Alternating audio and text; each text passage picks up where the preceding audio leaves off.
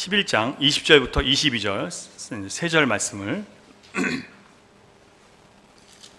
같이 읽겠습니다. 20절부터 22절 말씀입니다. 20절부터 22절 시작. 믿음으로 이삭은 장차 있을 일에 대하여 야곱과 에서에게 축복하였으며 믿음으로 야곱은 죽을 때에 요셉의 각 아들에게 축복하고 그 지팡이 머리에 의지하여 경배하였으며 믿음으로 요셉은 임종시에 이스라엘 자손들이 떠날 것을 말하고 또 자기 뼈를 위하여 명하였으며. 아멘. 자, 정신과 의사인 정혜신 씨가 청년기의 자기 탐색이라는 책에서 이런 일화를, 어떤 내용을 한번 이야기를 썼는데요. 미국의 한 젊은 기자가 미국 국회의원들은 다 전능하다라는 기사를 미국 국회의원들이 무능하다는 것을 쓰기 위해서 기획 기사를 쓰면서 제목을 이렇게 다룬 거예요. 미국의 국회의원들은 다 전능하다. 그 기사를 쓴 다음에 신참 기사니까 고참 기자에게 검사를 맡으러 갔어요. 그랬더니 고참 기자가 쭉 내용을 살펴보면서 이 기사는 정말 훌륭하다. 모두가 이 제목이 정말 그렇다라고 인정할 수밖에 없는 풍성한 자료와 또 비유와 아주 논리적인 글을 썼다. 그래서 누가 봐도 이 제목이 맞다라고 얘기할 수밖에 없다라고 그렇게 평가를 해줘요. 그런데 그러면서 이렇게 얘기를 합니다. 이 기사는 너무 훌륭한데 이 제목이 나간 다음에 우리 회사와 또 자네에게 올 그 항의를 당신이 감당할 수 있느냐 이렇게 물어봐요. 엄청난 항의가 올 건데 그거 감당할 수 있냐고. 그러면서 내가 충고를 하나 할 테니까 그 충고를 받아들이겠냐 이렇게 물어요. 그래서 받아들이겠다고 얘기를 하니까 이 고참 기자가 뭐라고 기사 제목을 바꿔주냐면 거기다가 한 글자만 붙이라는 거예요. 미국의 모든 국회의원은 한 명만 빼고 다 전능하다. 이렇게 기사 제목을 바꿨어요. 자, 그랬더니 항의 전화가 왔을까요? 안 왔을까요? 항의 전화가 하나도 안 왔대요. 왜냐하면 항의 전화를 하면 그 사람 뭐가 되는 거예요? 전능화가 되니까 항의 전화를 안 했다는 거예요.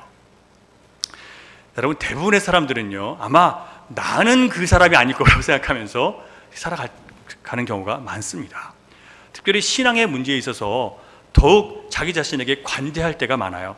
그래도 내 신앙은 그 정도로 형편없는 신앙은 아니야 라고 자기 스스로 믿고 싶어하고, 내 신앙 정도면 천국은 가지 이렇게 생각하는 경우도 있습니다. 그래서 여러분, 우리는 계속 지금 믿음이 무엇인지 믿음 시리즈를 통해서 믿음에 대해서 배우고 있어요. 이 히브리서 믿음 시리즈를 통해서 우리는 정말 우리가 가진 믿음의 정체가 무엇인지 한번 심각하게 고민해 볼 필요가 있어요. 믿음 그냥 그렇게 우습게 지나가 볼 일이 아니에요. 그냥 믿으면 되는 거야가 아니라 정말 믿음이 무엇인지를 심각하게 한번 생각해 보셔야 됩니다. 여러분의 믿음이 정말 하나님께서 우리에게 말씀하신 그 믿음과 같은 믿음인가 생각해 봐야 돼요.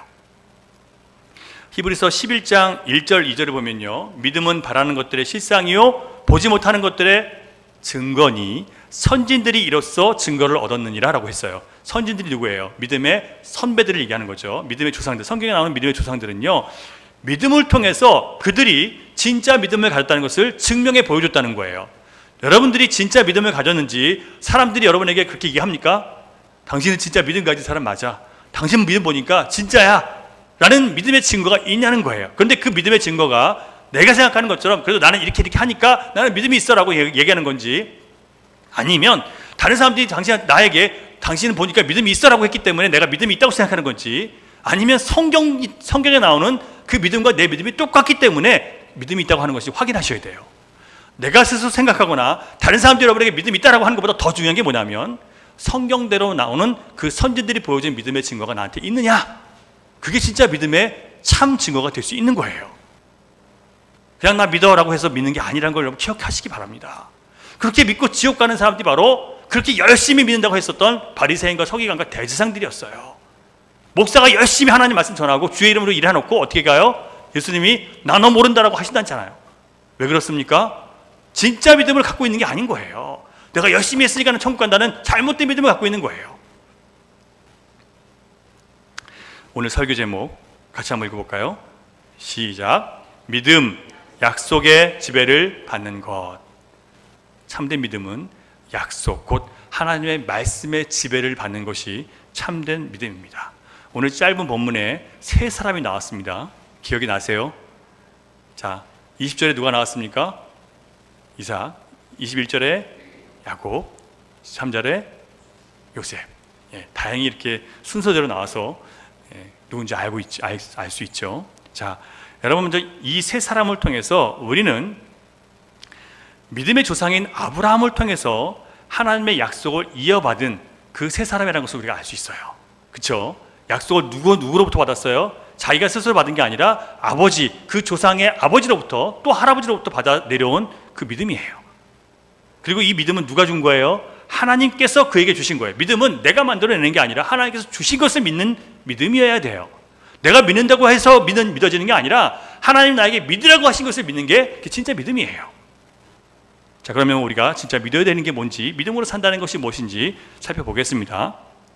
자, 먼저 20절을 같이 한번 읽어볼까요? 20절 시작. 믿음으로 이삭은 장차 있을 일에 대하여 야곱과 에서에게 축복하였으며. 자, 축복이란 내용이 두 번 나옵니다. 축복했대요. 자, 그런데 뭘로 축복을 해요?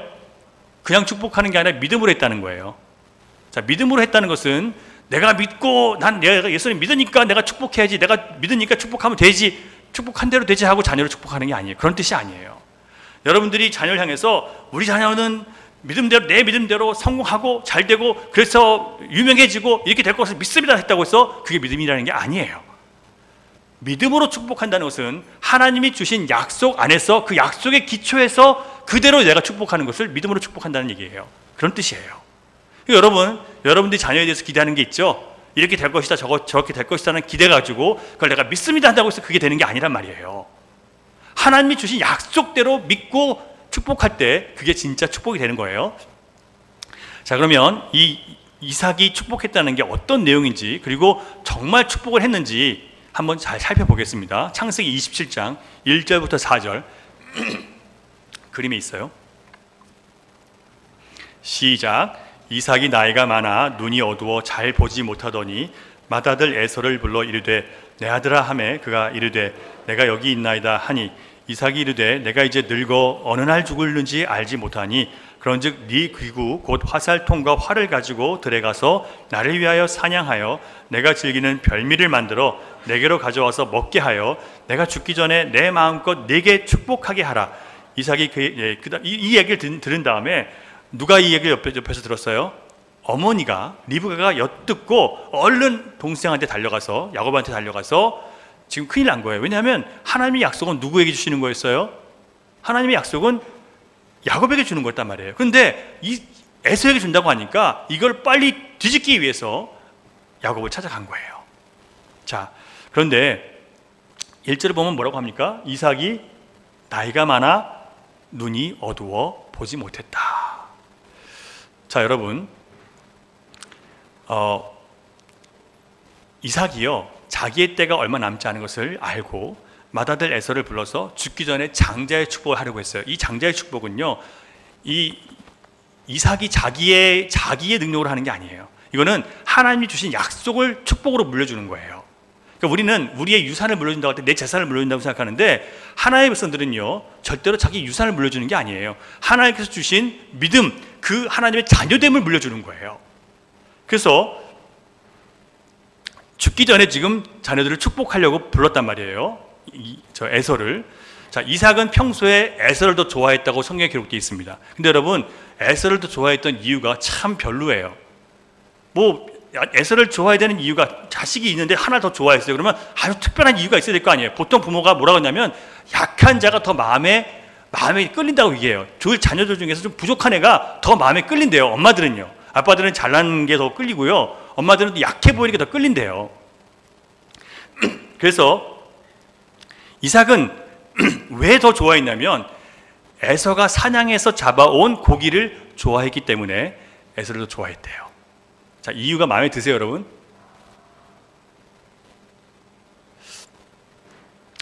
아더 핑크 목사님은 이런 이삭에 대해 모세와 비교하면서 아주 야박하게 평가를 해요. 안 좋게 평가를 합니다. 모세는 127세에 죽었는데 그 죽을 때 눈이 어두워지지 않았어요. 그러면서 이삭이 눈이 어두웠다는 것은 단순히 늙어서 눈이 나빠진 게 아니라 하나님의 자녀가 영적으로 살지 않고 육을 따라 삶으로 인해서 영적 분별력이 떨어지게 됐기 때문에 눈이 멀었다라고 눈이 안 보이게 됐다라고 평가를 한다는 거예요. 자, 이삭은 육신적인 소욕을 죽이지 못하고 나이가 들어서도 계속 육신을 따르는 거예요. 그랬더니 결국 어떻게 돼요? 하나님께서 주신 약속, 자기 자식들을 향한 하나님의 계획을 자기가 저버리고 자기가 주고 싶은 대로, 자기 마음에 끌리는 대로 지금 축복을 하려고 하는 거예요. 자, 아무리 이삭이 맏아들이고 아무리 자기가 좋아하는 아들을 할지라도 하나님이 그 뜻이 아니라면 그는 하나님의 뜻 앞에 자기를 굴복시켜야 되는데 그렇게 하지 않았단 말이에요. 자, 그렇다면 하나님의 약속이 무엇인지 살펴봅니다. 창세기 25장. 계속 성경을 많이 볼 테니까 여러분 길게 알고 계시고요. 창세기 25장 21절부터 23절 시작. 이삭이 그의 아내가 임신하지 못함으로 그를 위하여 여호와께 간구하매 여호와께서 그의 간구를 들으셨으므로 그의 아내 리브가가 임신하였더니 그 아들들이 그의 태 속에서 서로 싸우는지라. 그가 이르되 이럴 경우에 내가 어찌할꼬 하고 가서 여호와께 묻자온대 여호와께서 그에게 이르시되 두 국민이 네 태중에 있구나. 두 민족이 네 복중에서부터 나누이리라. 이 족속이 저 족속보다 강하겠고 큰 자가 어린 자를 섬기리라 하셨더라. 분명히 하나님이 말씀하신 것은 에서 장남이 차남 야곱을 섬긴다는 거예요. 리브가를 통해서 이삭도 그 말씀을 들었을 거예요. 그런데 이삭은 그 하나님 말씀보다 자기가 좋아하는 고기를 사냥해 오는 에서를 더 좋아했어요. 뭘 따르는 거예요?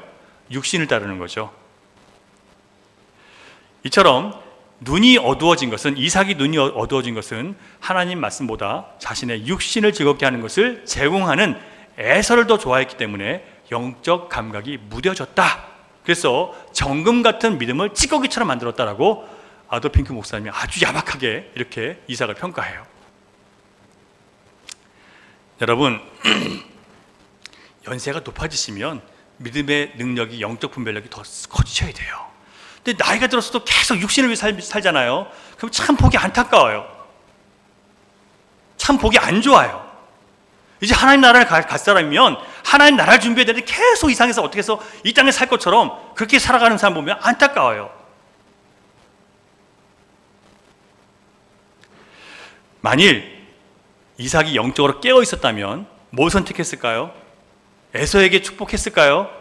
에서에게 축복하려고 했을까요? 안 그랬겠죠. 깨어 있었다면 하나님 주신 약속대로 했을 거 아니에요. 지금 잠들어 있었기 때문에 그렇다는 거예요.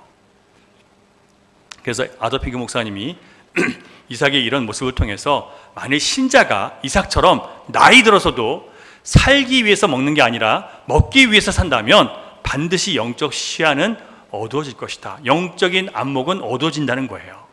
생각해 보세요, 여러분. 여러분, 우리가 살기 위해서 먹는 거죠. 그러니까 사는 게 목적이고 먹는 게 두 번째잖아요.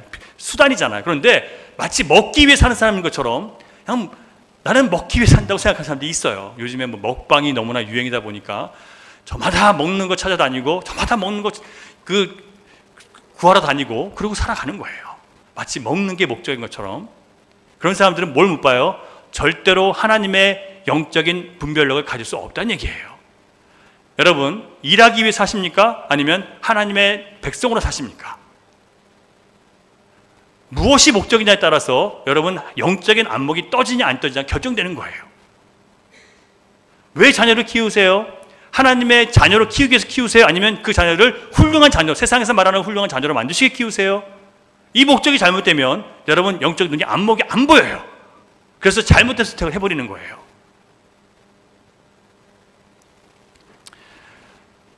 우리가 우리 육신을 쳐서 말씀에 복종시키지 못하면 결국 내 자신과 내 영혼과 내 가족의 영혼, 그리고 내 주변에 있는 내가 사랑하는 사람들에게 큰 불행을 가져오게 돼요. 이삭의 잘못된 선택으로 인해서 온 가족이 서로 불신에 빠지고 서로 원수관계가 됐죠. 그리고 뿔뿔이 흩어져 버렸어요. 아들 쫓겨났잖아요. 도망쳤잖아요. 에서가 죽이려고 해서 도망쳐서 삼촌 집으로 가요. 죽을 때까지 이삭은 야곱을 보지 못했어요. 그러나 이런 불행을 다시 복으로 바꾸시는 분이 누구세요? 우리는 하나님 주신 복을 다시 불행과 저주로 바꿨는데 다시 그 불행과 저주를 복으로 바꾸시는 분이 누구세요? 여러분 이걸 믿으셔야 돼요. 이걸 믿지 못하면 여러분 삶 속에서 여러분의 신앙이 얼마나 보잘것없는지 몰라요. 능력이 없어요. 우리가 잘못 선택함으로 불행하게 됐지만 우리가 하나님 앞에 돌아오면 그 모든 불행을 다시 하나님께서 축복으로 바꾸실 수 있습니까? 없습니까? 있죠? 우리 힘이 없으세요. 이걸 믿으셔야 돼요. 특별히 이삭이 받은 약속이 무엇인지 창세기 26장 3절과 4절을 볼 텐데, 불행을 다시 복으로 바꾸신 것은요, 하나님께서 이삭을 보고 하신 건 아니에요. 이삭이 너무 잘했고 못했고 이걸 떠나서 아브라함과 이삭에게 하나님이 약속하신 약속 때문에 하신 거예요. 그러니까 이삭이 자격이 있어서 한 거예요? 아니죠. 자격이 없어요. 하나님 보실 때 자격이 없어요. 그러나 하나님께서 그들에게 약속하신 것이기 때문에 약속을 지키시기 위해서 그 약속을 이루시는 거예요.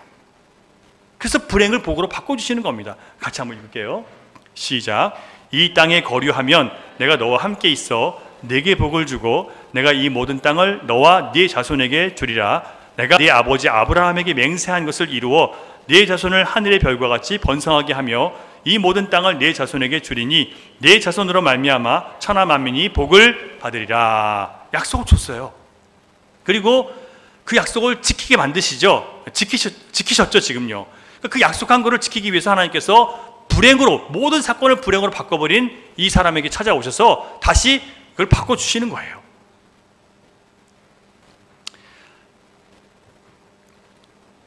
그런데 히브리서 11장 21절을 보면 믿음으로 이삭은 20절, 믿음으로 이삭은 장차 있을 일에 대하여 야곱과 에서에게 축복하였다 했어요. 자, 그런데 여러분 우리가 성경 볼 때 아까 구약 본 것처럼 이삭이 야곱에게 축복을 하는데, 에서인 줄 알고 축복하는데, 자, 믿음으로 했습니까? 그리고 믿음으로 한다는 것은 누구에게 했어야 되는 거예요? 믿음으로 했다면 당연히 야곱에게 했어야 됐죠. 근데 누군 줄 알고 했어요? 에서인 줄 알고 했죠. 그러면 이게 믿음으로 한 거 맞습니까? 우리가 볼 때 믿음으로 한 게 아닌데 왜 여기서 믿음으로 했다고 얘기할까? 그게 지금 히브리서 기자가 지적한 거기 때문에 우리가 한번 살펴봐야 되는데요. 자, 지금 이 축복이 끝나자마자 이삭이 야곱에게 형 에서인 줄 알고 축복을 한 다음에 곧바로 에서가 들어왔어요. 그리고 나서 아버지가 좋아하는 별미를 갖고 앞에 차려놓더니, 아버지 내가 사냥해온 고기를 잡아와서 별미를 만들었으니까, 맛있는 요리를 해왔으니까 마음껏 드시고 나를 축복해 주소서, 이렇게 얘기를 해요. 그 얘기를 듣자마자 아버지가 어떻게 될까요? 기절하는 거죠. 방금 내가 지금 축복했는데, 넌 줄 알고 축복했는데 내가 누구한테 한 거냐? 자, 말씀을 보겠습니다. 창세기 27장 33절. 이삭의 반응 시작. 이삭이 심히 크게 떨며 이르되 그러면 사냥한 고기를 내게 가져온 자가 누구냐? 내가 오기 전에 내가 다 먹고 그를 위하여 축복하였은즉 그가 반드시 복을 받을 것이니라. 에서가 그의 아버지의 말을 듣고 소리내어 울며 아버지에게 이르되 내 아버지여 내게 축복하소서, 내게도 그리하소서. 얼마나 이삭이 충격이 컸겠습니까, 여러분? 누구에게 속은 거예요? 자기 아내와 아들 야곱에게 속은 걸 안 거예요. 그 순간 이삭이 깨달은 게 뭘까요? 자기가 하나님의 말씀을 무시하고 자기가 축복하고 싶은 아들에게 축복을 하려고 했지만 하나님은 결국 누구에게 축복하게 하셨어요? 야곱에게 하게 하셨죠? 그러면서 뭘 느꼈을까요? 내가 내 아내와 내 아들에게 배신당했는데 내가 하나님의 말씀을 배신했구나라고 깨닫고 충격을 받고 회개하게 되는 거예요. 여러분, 자식에게 속고 아내에게 속았을 때 얼마나 큰 충격을 받았을까요? 그게 단순히 그 사건으로 끝난 게 아니라 자기가 하나님께 거역하고 있다는 것을 그 순간에 깨닫는 거예요. 이 충격 속에서. 여러분, 우리가 영적으로 살지 않고 육적으로 살면 여러분 이렇게 잘못된 선택으로 인해서 충격을 받게 될 날이 와요. 왜 또 아침부터 협박을 하나, 이 좋은 어머니 날에 그렇게 생각할 수 있는데요. 여러분, 제가 협박하는 게 아니라 여러분들을 주님 안에서 살아가는 안전한 백성들로 하나님 부르시기를 원하시기 때문에 제가 이렇게 전하는 거예요. 여러분, 매 순간순간 우리의 선택이 우리 내일을 결정하는 겁니다. 여러분, 에서가 아버지에게 떼를 쓰기 시작해요. 야곱이 나를 속인 게 지금 한 번이 아니고 두 번째입니다. 전에 내 장자의 명분을 죽한 것으로 속여서 나를 뺐더니 이제 또 나의 축복권까지 뺏었습니다라고 막 울면서 울부짖으면서 아버지에게 그래도 나에게라도 복을 주십시오. 아버지가 빌 복이 그거 하나밖에 없습니까? 계속 때렸어요. 성경에 나오는 얘기예요. 아버지한테 어떻게든 복을 달라고 해요. 여러분, 인간적으로는 안타까운 일이죠. 여러분, 어떻게 하고 싶겠습니까? 말이라도 그냥, 그래 네가 속상하니까 내가 말이라도 한번 축복해 주겠다 이거 해야 되는데, 축복합니까 안 합니까? 이삭이 안 해요. 뭐라고 하는지 아세요? 내가 너에게 축복 줄게 그건 없다고 얘기를 해요. 오히려. 자, 창세기 27장 39절 40절, 정말 아버지가 차가울 정도로 이렇게 얘기를 합니다. 시작. 그 아버지 이삭이 그에게 대답하여 이르되 네 주소는 땅에 기름짐에서 멀고 내리는 하늘 이슬에서 멀 것이며 너는 칼을 믿고 생활하겠고 네 아우를 섬길 것이며 네가 매임을 벗을 때에는 그 멍에를 네 목에서 떨쳐버리리라 하였더라. 자, 이게 무슨 얘기예요? 이게 땅의 기름짐과 하늘의 이슬은요, 누구에게 준 축복이냐면 야곱에게 준 축복이에요. 그러니까 야곱에게 준 축복과 너는 거리가 멀대요. 얼마나 냉정해요? 말이라도 좀 거기 그만큼은 안 돼도 그 비슷한 거라도 줄 겁니다라고 해주고 싶지 않겠습니까? 여러분, 인간적으로. 근데 그렇게 안 해요. 왜 그래요? 이제는 영적으로 깼단 말이에요. 충격을 받은 다음에. 그래서 자기 마음은 이 아들을 위해서, 이 불쌍히 우는 아들을 위해서 동정하는 마음으로 그래서 좋은 말 한마디 해주고 싶은데 안 하는 거예요. 못 하는 거예요. 왜요? 하나님의 뜻이 그것이 아니니까. 그래서 결국 히브리서 기자는 그렇게 얘기하는 거예요. 그가 하나님이 결정하신 대로 그가 축복했다. 하나님의 뜻하신 대로 축복했다. 여러분, 이삭도 처음에는 믿음으로 축복하지 않았죠. 영적인 게으름 속에서 육신의 즐거움을 따랐던 이삭이 아내와 아들에게 한 방 맞은 다음에 자신이 하나님의 약속을 떠나서 살았다는 것을 깨닫고 회개합니다. 자기가 하나님의 뜻에서 벗어났다는 것을 내 마음대로 좋은 대로 에서에게 축복하려고 했던 것이 범죄라는 것을 알게 된 다음에 자신이 야곱에게 했던 축복이 바로 하나님의 뜻대로 된 것을 인정해요. 그게 하나님의 뜻이었다라고 인정해요. 그게 바로 믿음으로 축복했다는 얘기예요. 그래서 에서가 아무리 간청을 해도 에서에게 그 어떤 복도 빌어주기를 거부할 수 있었던 겁니다. 그렇게 함으로 하나님의 뜻하신 대로 두 아들에게 하나님께서 말씀하신 약속대로 축복을 해 줍니다. 여러분, 믿음은 내가 바라고 기대하는 것대로 내 감정이 이끄는 대로 구하는 것이 아니고요, 하나님의 뜻 앞에서 나의 바람, 나의 기대, 나의 소원을 잠재우고 영혼을 살리고자 하시는 더 크고 영원하신 하나님 앞에 내 믿음의 근거를 그 하나님 앞에 두는 거예요. 내가 원하는 것을 이루겠다는 게 아니라 내가 아무리 원하는 것이 이것이라 할지라도 하나님이 내 영혼을 원하시기 위해서 이렇게 하라고 하시면, 그리고 내 자녀들의 영혼을 원하시기 위해서 이렇게 하기를 원하신다면 나는 그렇게 하겠습니다라고 내 고집과 내 주장을 내려놓는 게 믿음이에요. 믿음은 절대로 내가 믿습니다 하고 있어 그대로 하는 게 되는 게 아니라 하나님의 뜻 앞에 나를 복종시키는 것, 이게 믿음입니다. 이런 믿음 가지시기를 주님의 이름으로 축원합니다. 여러분, 하나님의 약속의 지배를 받는 그런 삶이 진짜 믿음이에요. 여러분이 지금 생각해 보세요. 여러분을 지배하는 것이 무엇입니까? 그것이 하나님의 말씀이 아니라면 이 시간 돌이키셔서 하나님의 말씀이 나를 지배해서 영적으로 바르게 분별하며 살아갈 수 있도록 주님 도와주십시오라고 여러분 그렇게 기도하십시오. 꼭 그렇게 기도하세요. 두 번째 21절 보면 야곱의 이야기가 나와요. 야곱은 형의 축복을 가로챘다고 자기를 죽이려고 하는 형을 피해서 외삼촌 라반 집으로 도망갑니다. 자, 그런데 거기서 라반에게 자기가 그동안 살아온 방식, 교묘하게 속이는 그런 방식대로 외삼촌 라반은요, 자기를 얼마나 속였는지 몰라요. 10번이나 속였어요. 10번이나. 그래서 질리도록 속은 다음에 그 다음에 하나님께서 그를 여기서 나가게 하세요. 자, 여러분, 왜 그에게 속게 하셨을까요? 그가 어떻게 살아왔는지를 그에게 보여주시는 거예요. 여러분, 우리가 살면서 막 억울하고 화나는 일들 당할 때 여러분, 우리가 어떻게 살아왔는지를 생각해 보셔야 됩니다. 내가 제일 싫어하는 사람이 어떤 사람이냐면 화를 잘 내는 사람이거든요. 근데 제가 화를 되게 잘 내는 사람이에요. 그래서 하나님은 저를 화를 잘 내는 사람을 항상 옆에 두게 하셔서 그 사람한테 많이 당하게 하셨어요. 그래서 화를 잘 내는 사람을 되게 싫어하면서 저를 보게 된 거예요. 처음에는 그 사람만 나쁜 사람인 줄 알았는데 나중에 보니까 내가 나쁜 놈이더라고요. 우리가 살면서 하나님은 우리가 그런 사람들 계속 보게 하세요. 우리를 주변에 제일 저런 사람 없었으면 좋겠다고 하는 사람이 바로 나예요. 아닌 것 같은데 그게 나예요. 결국 하나님은 빈손으로 갔지만 많은 자녀들을 그리고 가축들을 거느리고 나오게 하셨어요. 12알을 갖게 하셨는데 오늘 본문 22절을 보면 믿음으로 야곱은 죽을 때에 누구에게? 요셉의 각 아들, 누구예요 여러분? 므낫세와 에브라임이라는 아들이 하나씩 있었습니다. 어디서 났어요? 애굽에서 났어요. 근데 그 아들들에게 축복 받게 하기 위해서 아버지에게 데려가는 거예요. 자, 여러분 요셉의 마음에는 뭐가 있었던 거예요? 하나님 통해서, 아버지를 통해서 주시는 하나님의 축복이야말로 진짜 하나님의 축복이라는 것을 안 거예요.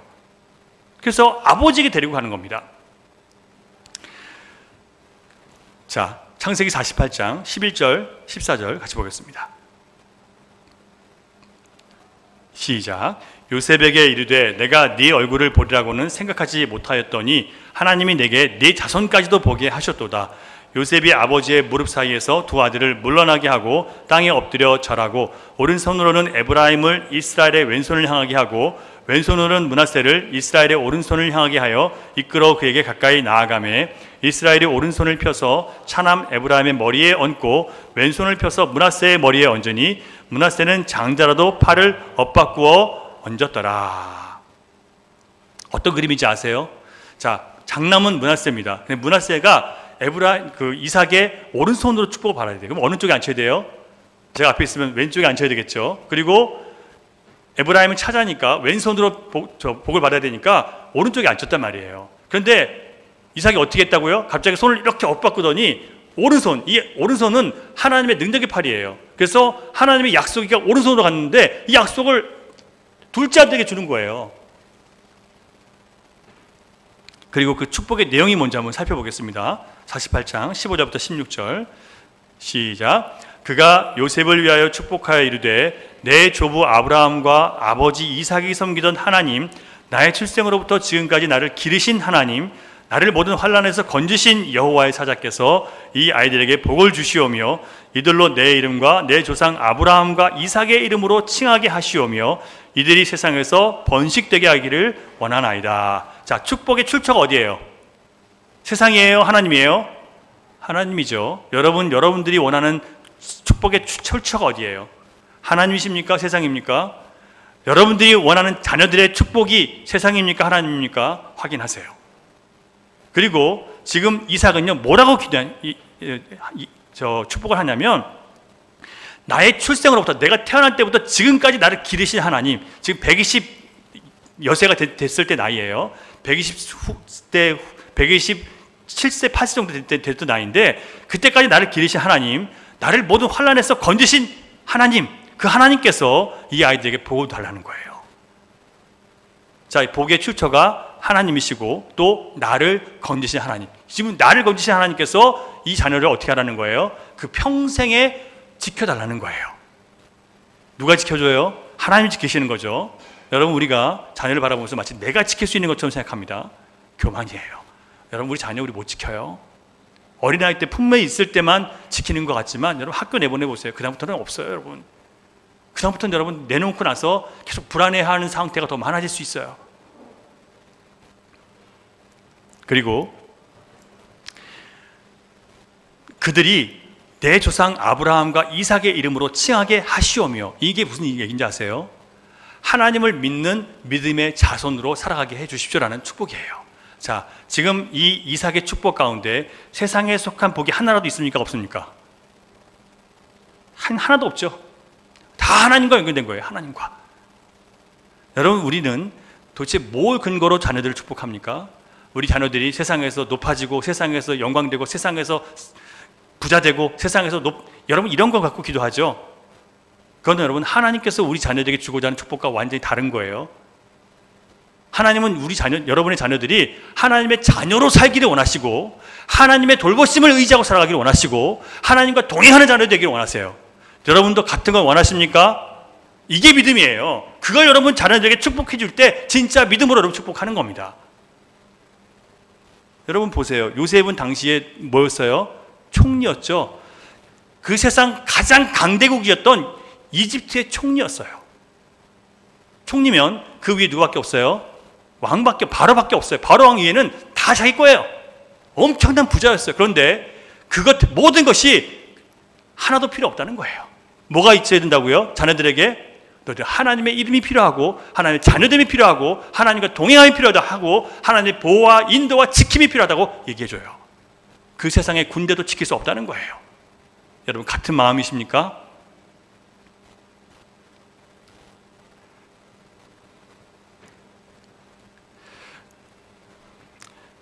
이렇게 축복을 하는데 요셉은 아버지가 첫째 아들 므낫세가 아니라 둘째 아들 에브라임의 머리에 장자의 축복을 내리는 게 탐탁지 않았던 거예요. 그래서 아버지 그러지 마세요 하면서 손을 다시 바꿔주려고 하고 있어요. 그러니까 아버지가 야곱이 이렇게 대답합니다. 나도 안다 내 아들아, 나도 안다.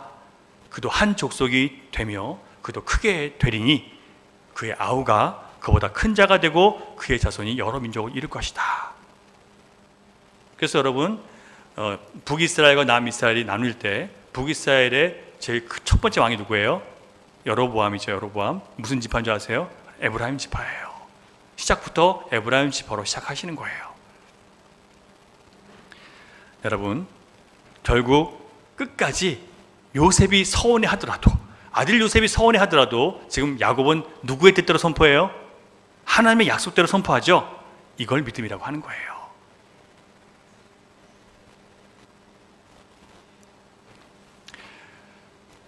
여러분 하나님의 복을 내가 받아 마땅하다라고 자격이 있다라고 생각하는 사람들이 세상에 참 많습니다. 내가 이 정도 열심히 살았고 열심히 수고했으면 내가 하나님 복 받을 만하지라고 생각하는 사람들이 많아요. 그러나 하나님은 자격 있다고 생각하는 사람들에게 복을 주지 않아요. 나는 자격이 없지만 하나님이 사랑이시기 때문에 하나님 은혜시기 때문에 하나님을 찾고 구하는 자들에게 주님은 복 주시기를 기뻐하신다라고 자격 없음을 인정하는 사람들에게 하나님은 복을 주세요. 여러분들이 자격이 있다고 생각하시는지 없다고 생각하시는지. 자격이 없는 우리들이지만 우리가 뭘 믿고 주 앞에 나가는 거예요? 누구를 믿고 나가요? 예수님의 구원의 은혜를 믿고 나가는 거예요. 그러면 여러분들에게 자격이 생기는 거예요. 자격은 내가 만드는 게 아니라 예수님으로 인해서 내게 생기는 거예요. 그 믿음으로 생기는 거예요.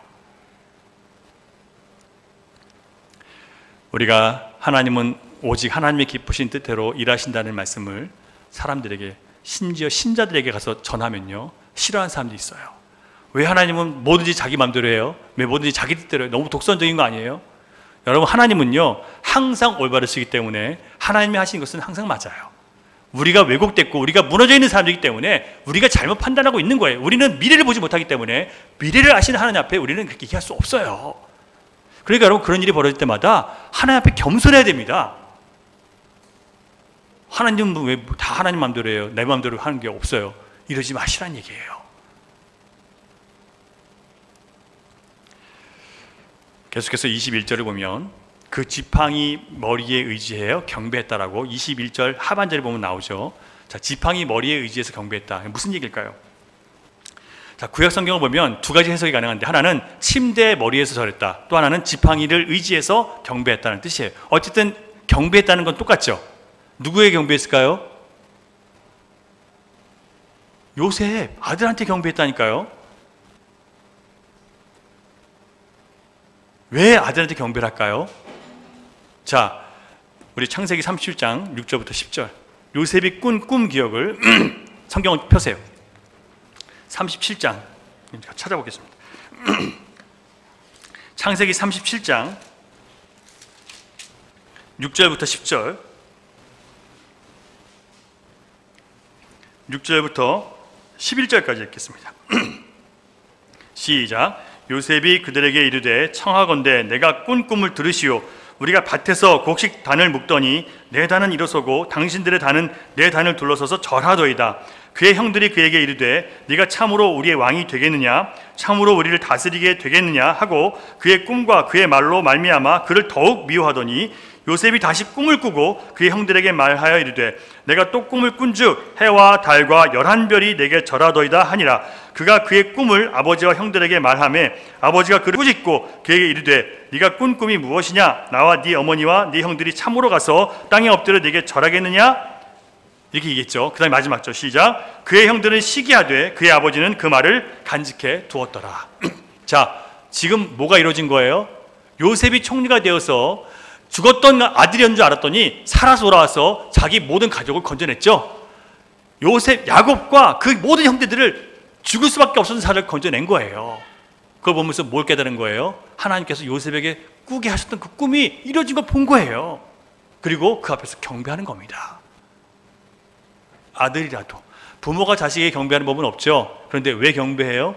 하나님께서 그렇게 꿈을 꾸게 하셨고 하나님의 뜻이기 때문에 부모라도 자녀에게 경배하는 거예요. 그 경배는요, 아들에게 한 게 아니에요. 사실은 누굴 봤어요?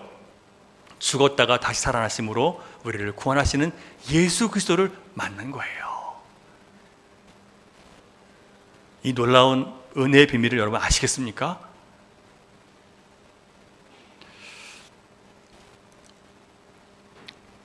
그래서 지팡이의 길에서 그는 경배를 합니다.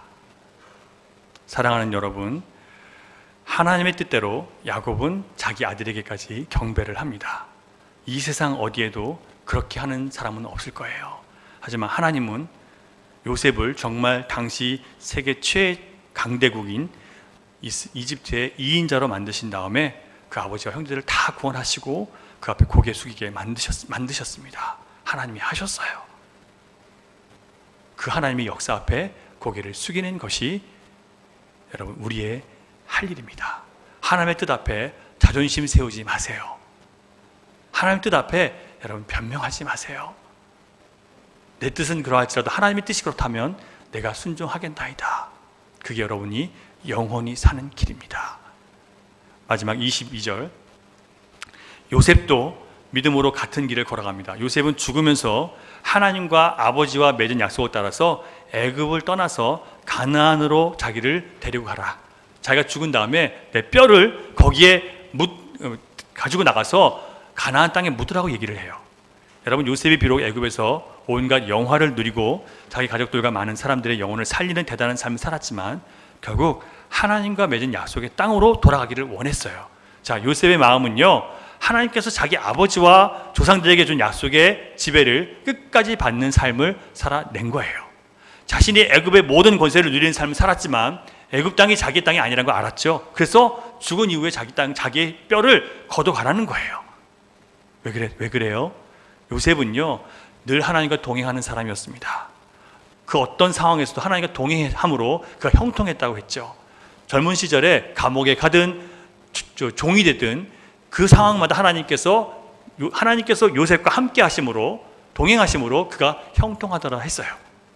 요셉은 애굽에서 영화를 누리게 됐지만 그 영화를 누리면서도 계속 뭘 생각했어요? 내가 거할 것은 여기가 아니라 바로 하나님께서 약속하신 그 땅이라는 것을 기억하고 살았던 거예요. 이게 바로 믿음으로 사는 모습이었어요. 사랑하는 여러분, 이 세상에 어떤 영화를 누리신다 할지라도 그 영화를 누리는 그것이 여러분이 거할 영원한 곳이 아니에요. 우리는 저 나라를 향해 가는 사람들입니다. 그 나그네라는 것을 이 마지막 뼈를 옮기는 것을 통해서 증거해 주었다는 거예요. 그가 믿음으로 산다는 것을, 하나님의 말씀을 믿고 그 말씀을 기준으로 모든 것을 선택하며 살아갔던 사람이었던 것을 끝까지 증거해 주었습니다.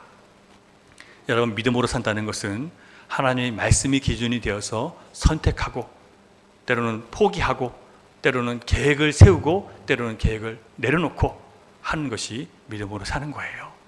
여러분은 여러분들이 삶을 계획할 때 주님과 함께 하지 않았다면 그 계획을 다시 한번 생각해 보시기 바랍니다. 여러분의 미래에 대해서 주님과 함께 세우지 않은 것들이 있다면 주님 안에서 기도하시면서 다시 계획을 세워가고, 아무 계획도 하지 않으셨다면 주님 안에서 주님의 계획이 무엇인지 알려달라고 여러분 기도하세요. 그 뜻이 이루어지는 삶을 살아낼 수 있게 해달라고 여러분 기도하세요.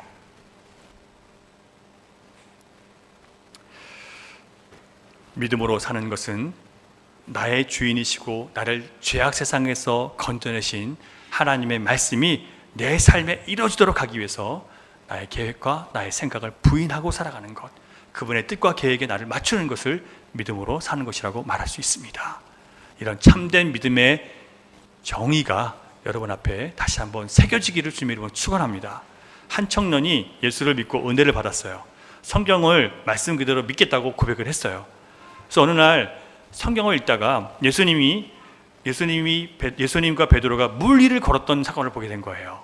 그래서 자기도 믿음이 있으니까 이 믿음을 가지고 물 위로 걸으면 걸을 수 있겠다는 생각이 들어서 진짜 물 위로 걸으려고 뛰어나갔다가 물에 퐁당 빠져가지고 흠뻑 젖은 거예요. 그래서 화가 나가지고 교회에 와서 목사님을 향해서, 목사님, 믿음이 있으면 예수님께서 산을 옮길 수 있는 믿음도 있다고 했는데, 내가 예수님께서 베드로의 물 걸은 거 내가 믿고 나도 걸을 수 있을 줄 알고 나가서 물에 걸어 나갔다가 물에 빠졌습니다. 이게 지금 거짓말 아닙니까? 따지러 간 거예요. 목사님이 이렇게 물어봐요. 형제님, 분명히 믿음으로 모든 것이 가능한데 예수님께서 혹시 형제님에게 물 위로 걸어오라고 말씀하셨습니까? 이렇게 물어봐요. 그 형제에게 물 위로 걸어오란 말을 하지 않았죠. 자기가 믿은 거죠. 나도 물 위로 걸어갔어. 자기가 믿은 것이지 주님이 부르시지 않았어요. 그런데 그래서 그 목사님 뭐라고 하냐면, 베드로는 주님이 물 위로 걸으라고 말씀하셨는데 청년 당신은 그렇게 안 했잖아요. 그러니까 빠지죠. 우리가 믿음을 그렇게 갖고 있어요. 내가 믿고 싶은 대로 믿어놓고 그대로 안 되면 하나님 거짓말했다고 그러는 거예요. 주님이 우리에게 믿으라고 하신 것을 믿어야 되는데, 부르신 것을 쫓아가야 되는데 내가 가고 싶은 대로 가놓고 하나님 뭐 하냐고, 그때로 뜻대로 안 됐다고 하나님 원망하는 거예요. 하나님께 삐져 있어요. 여러분, 예수님 말씀을 듣고 움직이시기 바랍니다. 그 말씀이 여러분의 삶의 기준과 선택의 가장 중요한 기초가 될 수 있기를 주님의 이름으로 축원합니다. 육신대로 살면 하나님 말씀이 잘 들리지 않아요. 하나님이 내 기도를 응답해 주지 않았다고 자꾸 더 세상으로 돌아가면 점점 더 들리지 않아요. 그리고 그것을 통해서 결국 내 영혼과 내 주변의 영혼들을 점점 힘들게 만들게 될 거예요. 그러나 하나님은 돌이켜 주실 겁니다. 돌이켜 주실 때 아프잖아요.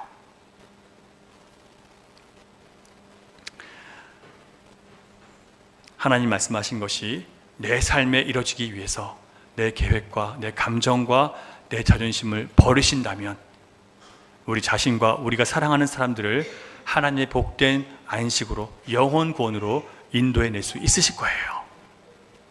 열린우리교회 모든 성도들, 인생에 무슨 선택을 하시든지 하나님의 약속과 말씀이 가장 중요한 선택의 조건과 기초가 되실 수 있기를 주님의 이름으로 축원합니다.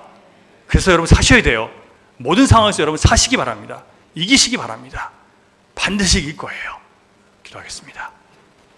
하나님 감사합니다.